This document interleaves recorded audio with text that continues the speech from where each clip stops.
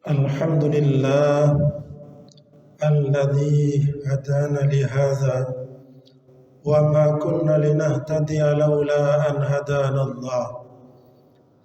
Asyhadu an la ilaha illallah wahdahu la syarika lah alladzi la na'budu illa iyyah wa asyhadu anna Muhammadan abduhu wa rasuluhu la nabiyya wa la rasula ba'dah. Allahumma salli wa sallim wa barik ala nabiyyina wa rasulina Muhammad wa ala alihi wa sahbihi wa man wala. Amma ba'd, fa ya ibadallah, usikum wa iyaya bi taqwallah, faqad faza man ittaqa. Qala Allah Ta'ala fi kitabihil karim, a'udzu billahi minasy syaithanir rajim. Ya ayyuhalladzina amanu taqullaha wa qulu qawlan sadida yuslih lakum a'malakum wa yaghfir lakum dhunubakum wa man yuti'illaha wa rasulahu faqad faza fawzan 'azima.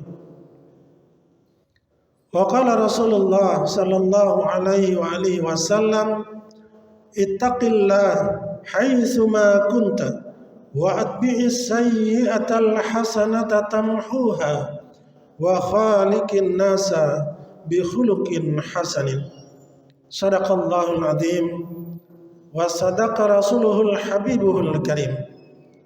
Ma'asyiral muslimin, jamaah Jumat rahimani rahimakumullah. Pertama-tama marilah kita bersyukur kepada Allah Subhanahu wa taala. Setidaknya kita ucapkan alhamdulillah atas seluruh rahmat dan nikmat Allah yang telah dilimpahkan kepada kita dari waktu ke waktu. Kedua, marilah kita aturkan salawat dan salam kepada Rasulullah Muhammad sallallahu alaihi wasallam. Setidaknya kita ucapkan Allahumma salli ala Muhammad. Berikutnya, marilah kita terus berupaya untuk meningkatkan ketakwaan kita kepada Allah Subhanahu wa taala biimtisalil awamiri wajtinabin nawahihi. Ma'asyiral muslimin rahimani rahimakumullah. Titik sentral dari seluruh kegiatan manusia, artinya bahwa apapun yang dipikirkan, yang direncanakan, yang dilakukan, dan yang diucapkan oleh manusia, itu seluruhnya bermuara kepada ingin mencapai kebahagiaan hidup. Walaupun kadang-kadang manusia salah memahami, salah memberi definisi, salah mengambil jalan, dan salah mengambil cara untuk mencapai kebahagiaan itu. Kebahagiaan itu akan semakin terasa istimewa jika kebahagiaan itu bisa kita nikmati bersama orang-orang yang kita cintai, bersama ayah, bunda, bersama suami atau istri, bersama anak cucu. Kebahagiaan itu terasa semakin berkualitas. Ma'asyiral muslimin rahimani rahimakumullah. Allah Subhanahu wa taala menawarkan satu konsep hidup agar manusia ini mencapai satu kebahagiaan bukan hanya untuk dirinya, tetapi untuk seluruh orang-orang yang dicintainya. Bukan saja di dunia, tapi sampai ke akhirat nanti. Yang pertama, Allah Subhanahu wa taala menyampaikan, hendaklah kita memilih pasangan, suami atau istri yang seiman dengan kita. Dengan ini Allah Subhanahu wa taala ingin menyederhanakan hidup kita supaya kesulitan-kesulitan dalam perjalanan hidup itu bisa ditekan ke titik paling minimal. Ketika seseorang dalam satu iman, dalam satu jalan, dalam satu cara, dalam satu target kehidupan di dunia maupun di akhirat, sekali lagi persoalan-persoalan hidup bisa ditekan seminimal mungkin. Allah Subhanahu wa taala berfirman, "Wala tankihul musyrikati hatta yu'minna."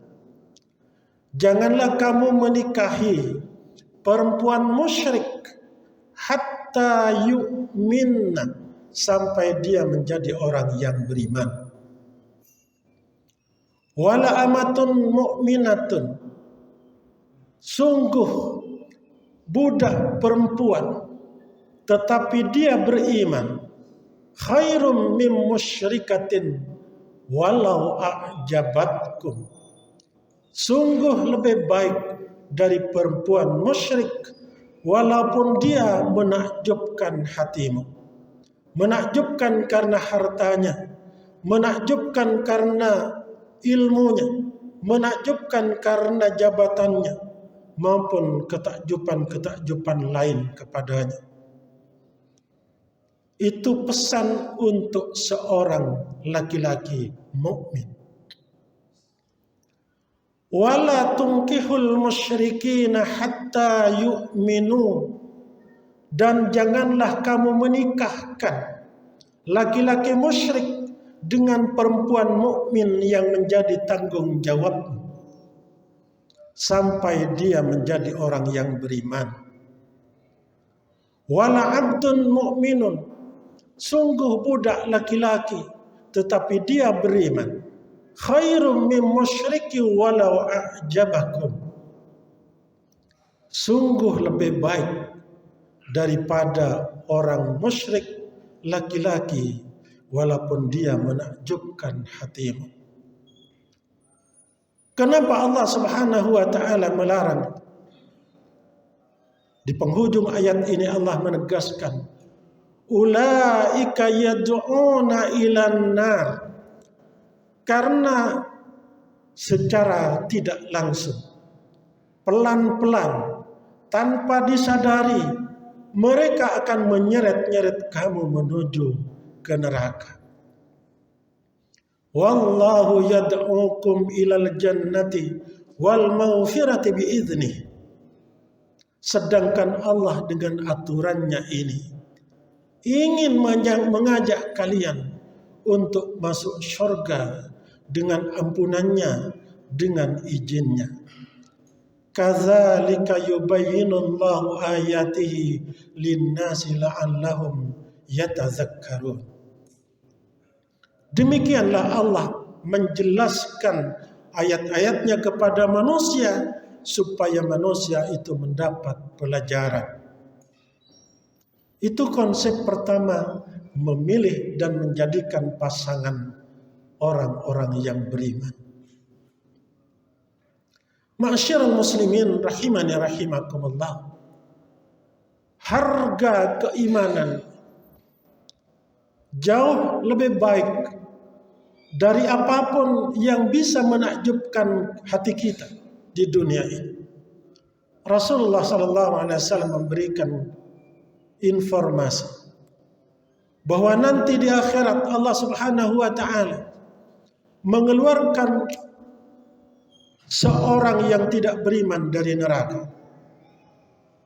Kemudian Allah bertanya kepadanya, bagaimana tempat tinggalmu di sana? Dia menjawab, tempat tinggalku adalah tempat tinggal yang paling buruk. Kemudian Allah menawarkan, maukah kamu menebus dirimu dari siksa itu dengan emas sepenuh bumi? Orang itu menjawab, tidak pernah berpikir dari mana dia dapat emas itu. Tapi karena saking menderitanya dia menjawab, siap, saya akan menebus diri saya dengan emas sepenuh bumi. Bahkan di surat Al-Ma'arij Allah Subhanahu wa taala, jika emas sepenuh bumi itu tidak cukup, orang itu akan mempertaruhkan anaknya, istrinya, saudaranya, bahkan seluruh umat manusia di bumi ini untuk menebus dirinya dari siksa.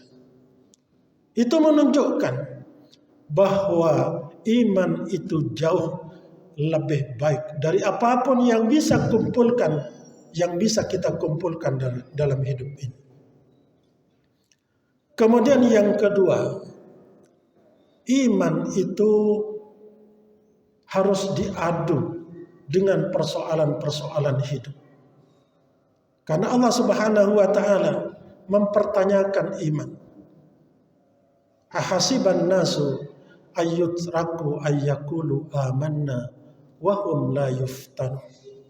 Apakah manusia mengira bahwa ia akan dibiarkan begitu saja mengucapkan aku ini beriman tanpa melalui ujian-ujian? Tidak. Walaqad fatanna alladzina min qablihim. Allah telah menguji iman orang-orang sebelum mereka. Yang kedua, Allah Subhanahu wa taala untuk mendapatkan ridha Allah Subhanahu wa taala, orang-orang beriman itu harus memiliki kesabaran yang teruji. Dalam surat Ar-Ra'd Allah Subhanahu wa taala berfirman, "Walladzina sabaru ibtigha'a wajhi rabbihim." Mereka orang-orang yang sabar untuk mendapatkan ridha Allah Subhanahu wa taala di dalam hidupnya. Kesabaran itu seperti bahan bakar kehidupan. Semakin kuat kesabarannya, semakin jauh jarak yang bisa ditempuh, semakin lama waktu yang bisa digunakan jika kesabaran itu kita miliki dengan kesabaran yang maksimal. Kemudian yang kedua, wa aqamus shalah. Hendaklah kalian mendirikan salat. Anak-anak kita, cucu kita, istri atau suami kita ajak untuk bersama-sama mendirikan salat. Karena sungguh salat dan sabar itu bisa menjadi wasilah atau media untuk memohon perlindungan, memohon pertolongan kepada Allah Subhanahu wa taala untuk menyelesaikan seluruh persoalan hidup yang kita hadapi. Wasta'inu bis sabri was salah wa innaha lakabiratun illa 'alal khashi'in. Hendaklah kalian minta tolong kepada Allah dengan sabar dan mendirikan salat. Memang sabar dan salat itu sangat berat. Lakabiratun illa 'alal khashi'in. Sungguh berat kecuali kepada orang-orang yang khusyuk. Siapa orang khusyuk itu? Alladzina yadhunnuna annahum mulaqu rabbihim wa annahum ilaihi raji'un. Yakni orang-orang yang yakin benar bahwa dia akan kembali kepada Allah dan memang tidak ada tempat kembali selain kepadanya. Bagi seorang mukmin, Allah itu bukan hanya tempat kembali dirinya, tapi juga tempat kembalinya seluruh persoalan hidup yang ia hadapi. Itulah sebabnya ketika seorang mukmin mendapatkan kenikmatan, ia ucapkan alhamdulillah, karena dia akan mengembalikan kenikmatan itu kepada Allah. Ketika dia mendapatkan musibah, dia ucapkan innalillah, ia kembalikan musibah itu kepada Allah. Walan tajidu min dunihi multahada. Karena tidak ada tempat kembali dari segala sesuatu ini kecuali akan kembali juga kepada Allah Subhanahu wa taala. Ma'asyiral muslimin rahimani rahimakumullah, kemudian berikutnya menafkahkan sebagian dari harta yang Allah berikan kepada kita, sirra wa alaniyah, baik sembunyi-sembunyi maupun dengan terang-terangan. Wa anfaqu mimma razaqnahum sirra wa alaniyah. Sering ada pertanyaan, mana lebih baik kita berinfak sembunyi-sembunyi maupun dengan terang-terangan? Jawabannya, tidak ada yang lebih baik dari keduanya. Kedua-duanya sama baiknya, tergantung kepada keadaan yang kita hadapi. Jika keadaan menuntut kita untuk transparan di dalam melakukan infak itu, maka terang-terangan supaya tidak ada curiga di antara manusia. Tetapi jika sembunyi-sembunyi itu dianggap lebih baik untuk menjaga rasa riya kita, maka lakukanlah dengan sembunyi-sembunyi. Terakhir, wa yadra'una bil hasanati sayyi'ah, yakni orang-orang yang mau dan mampu membalas keburukan orang lain itu dengan kebaikan. Ini beban psikologis terberat ketika seseorang menimpakan keburukan kepada kita, tetapi kita masih ingin membuat kebaikan kepadanya. Itulah sesungguhnya yang disebut dengan ihsan. Dalam agama kita, konsep ihsan itu ada dua. Ihsan secara akidah. Rasulullah, beribadahlah kamu kepada Allah seolah-olah kamu melihatnya. Tetapi jika tidak mungkin dan memang tidak mungkin, maka yakini bahwa Allah senantiasa melihat kamu. Itu ihsan secara akidah. Tetapi secara muamalah, Rasulullah SAW mendefinisikan ihsan itu, laisal ihsan an tahsana man ahsana ilaik. Tidak disebut ihsan secara muamalah, atau ihsan itu perbuatan baik yang berkualitas tinggi. Jika kalian melakukan kebaikan terhadap orang yang telah melakukan kebaikan kepada kalian, karena kebaikan jenis ini bisa dipertanyakan. Apakah seandainya dia tidak melakukan kebaikan, kita akan melakukan kebaikan juga. Oleh karena itu kata Rasulullah, walakinnal ihsan an tahsana man asaa ilaik. Akan tetapi yang disebut ihsan atau kebaikan yang berkualitas tinggi itu ketika kalian mampu melakukan kebaikan terhadap orang-orang yang telah melakukan keburukan kepada kalian. Kemudian Allah Subhanahu wa ta'ala menutup ayat ini. Jika 5 konsep ini dipenuhi oleh seseorang, memilih teman hidup yang seiman, kemudian dia sabar untuk mendapatkan ridha Allah dalam kehidupannya, kemudian dia mendirikan salat, berinfak secara sembunyi-sembunyi maupun terang-terangan, kemudian dia melakukan ihsan secara muamalah, maka Allah tutup ayat ini, ulaika lahum uqbad dar. Untuk mereka itulah Allah siapkan tempat yang terbaik. Apa tempat terbaik itu? Jannatu adnin yadkhulunaha wa man salaha min abaihim wa azwajihim wa dzurriyyatihim, yaitu surga Aden yang dia masuk ke dalamnya bersama nenek moyangnya yang saleh dan saleh, bersama suami atau istri mereka yang juga saleh dan saleh, bersama anak cucunya yang juga saleh dan saleh. Wal malaikatu yadkhuluna alaihim min kulli bab. Para malaikat menyambut mereka dari setiap pintu surga dan mengatakan, salamun alaikum bima sabartum fa ni'ma uqbaddar. Salam sejahtera atas kalian. Inilah buah kesabaran kalian ketika hidup di dunia dulu.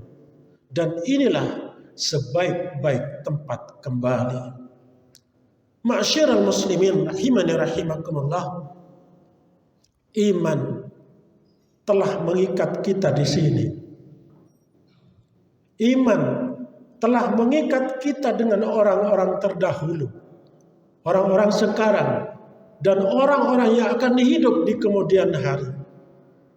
Bahkan iman telah mengikat kita dengan orang-orang yang telah meninggal.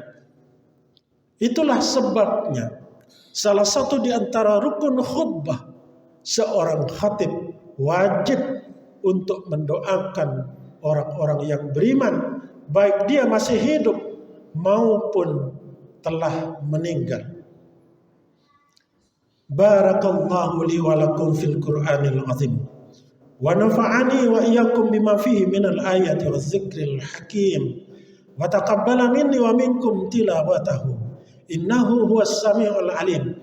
Wastaghfirullahal azim li wa lakum wa liwalidayya wa walidikum wa li jami'il muslimina wal muslimat wal mu'minina wal mu'minat fastaghfiruh innahu huwal ghafurur rahim.